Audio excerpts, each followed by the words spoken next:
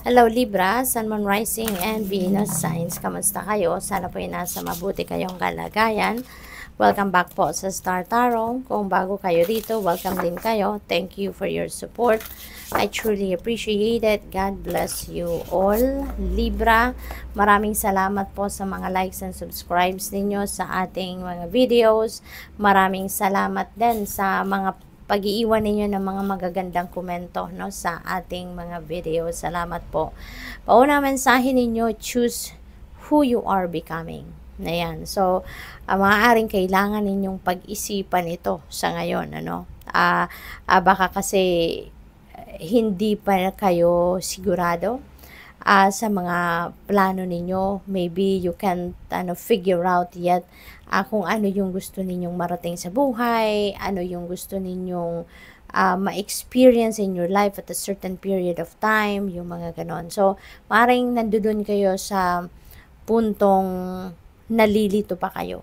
Diba? You can't figure out yet kung ano talaga yung gusto ninyo sa buhay ninyo. Kaya, meron kayo nitong energy na to. So, this is the right time siguro for you to think about it, pagnilay-nilayan ninyo at pag-isipan ninyo. So that, kung alam ninyo kung ano yung gusto ninyong maging, diba?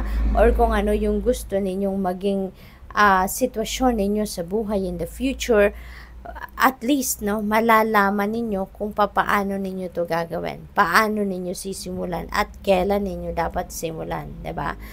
Lead your metamorphosis. Ayan. So, after figuring out, no, kung ano yung mga gusto ninyo mangyari sa buhay ninyo, you are going to start doing or taking action towards that change. Kasi, di ba, magbabago ang inyong sitwasyon. You are going to create change dito sa buhay ninyo. And you are going to start na sa mga pagbabagong ito. Pasisimulan nyo na kung ano ang dapat ninyong masimulan dito para marating mo kung ano man yung minimithi ninyo or kung ano yung mga gusto ninyong marating, 'di ba? So you are definitely going to think of things dito na magagawa ninyo para marating ninyo yon, and that is going to lead to your to changes, no, sa iba't ibang parte ng buhay ninyo. So, this signifies that, Libra, marami sigurong mga communication na dadating. Maaring maraming pag-uusap, transactions, negotiations, mga ganon, mga importanteng conversations, no, ang magaganap dito sa inyo. And that could be linked, no, dito sa mga pagbabagong yan. Maybe you are dealing with different kinds of people sa ngayon. Your next message is, what's your honest truth? Ayan. So, maybe this is also something that you need to think about. Kailangan din ninyo itong pagmuni-munihan. This is, yung parang magiging honest kayo ngayon sa inyong sarili. No? And maybe this is the start. Baka ito na yung simula ng iyong pagiging authentic sa sarili ninyo. Kasi baka dati, 'di ba, mas pinipili ninyo yung mag-please kayo ng ibang tao, mas pinipili ninyong pagbigyan ang kung sino man rather than unahin ninyo yung sarili ninyo. 'Di ba? Pero ngayon, maaring mas pipiliin ninyo ngayon na maging authentic kayo sa sarili ninyo at gagawa kayo ngayon ng mga bagay na mas sa ikakabuti ninyo muna rather than ikakabuti ng ibang tao. Yung ganun ba, no? So, mas magiging authentic din kayo ngayon sa pagtugon sa mga pangangailangan ninyo personal. So, yan ang napipick up po dyan, Libra. So, tignan natin kung ano pa ang ganap. We have number 19, light. Ayan. So, Libra, this is really beautiful energy. Kasi parang magliliwanag ang lahat na sa buhay ninyo. Maybe this is a beautiful change, no? Yung metamorphosis na to.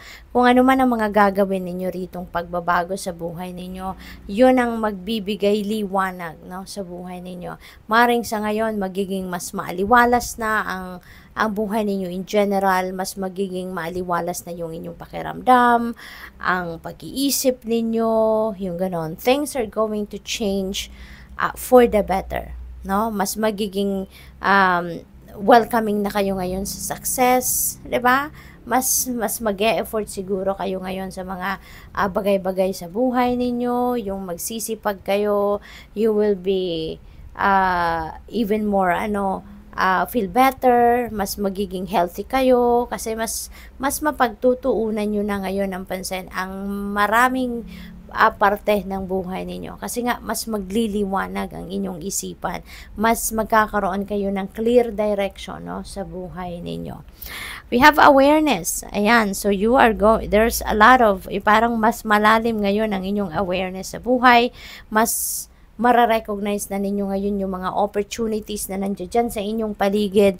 Maaring sa ngayon, you are going to, to take action na sa mga bagay na gusto ninyo, yung mga plinano ninyo, mga bagay-bagay na gusto ninyong gawin, maaari ngayon you are going to take action towards that na, no? So, ganon. What else? We have 18, shadow. Ayan. So, dito naman, this is about fear. Facing your fears. So, ngayon, siguro, isa din ito sa pagbabago na gagawin ninyo sa buhay ninyo. Dati, siguro, takot na takot kayo, maaaring sa bawat iniisip ninyo, excited kayong iniisip ninyo or pinaplano ninyo ang gusto ninyong gawin. Pero, when you are about to take action na, napipigilan kayo because umaandar na yung takot ninyo. Kaya hindi na ninyo na itutuloy pa kung ano man yung naiisip ninyong gawin. Pero ngayon, you are going to manage to face your fears. And parang kukumprontahin nyo na ngayon ang sarili mo. Bakit ako natatakot? Bakit ako may takot na nararamdaman sa tuwing, kunyari, naiisip kong mag-take action na, sa tuwing gusto ko nang gawin ng kung ano man ang bagay na gusto kong gawin. So, maybe you are going to have a confrontation ngayon sa sarili ninyo. What else? We have wisdom. Ayan, maybe meron kayong mga malalapitan tao dito na can give you advice. Maaring meron dito mga tao na hihingin ninyo ng opinion, hihingin ninyo ng tulong, advice, mga ganon. At maybe yung mga taong ito yung magpupush sa inyo or magbibigay sa inyo ng ekstrang kaliwanagan sa inyong isipan. Kaya maaring yun din ang tutulong sa inyo na mapush ang sarili ninyo para harapin na ninyo yung mga takot na ito. What else? We have emotional withdrawal. Ayan. So, siguro, meron din kayong gustong iwanan, no? Maaaring meron kayong gustong iwanang sitwasyon na sa buhay ninyo.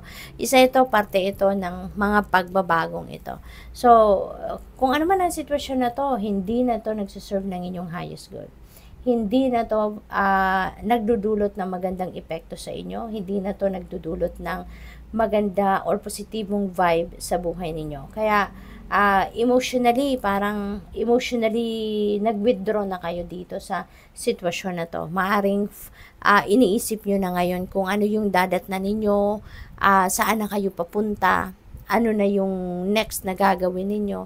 Parang siguro iniisip na ninyo dito ano yung mga mangyayari sa iyo or maaring mangyari sa ibang lugar na pupuntahan ninyo. Yung gano'n, no? Kasi kung nasaan man kayo ngayon sa sitwasyon na to, parang walang-wala na dito yung yung puso mo, wala na. Maybe physically nandiyan ka pa, pero yung puso mo wala na dyan. Kaya it feels like to me na talagang siguro napanghinaan na kayo ng loob sa sitwasyon na to. Kasi siguro nakikita nyo na wala na tong magandang naidudulot sa buhay ninyo. Kaya wala na kayong ibang naiisip kundi iwanan ang sitwasyon na to.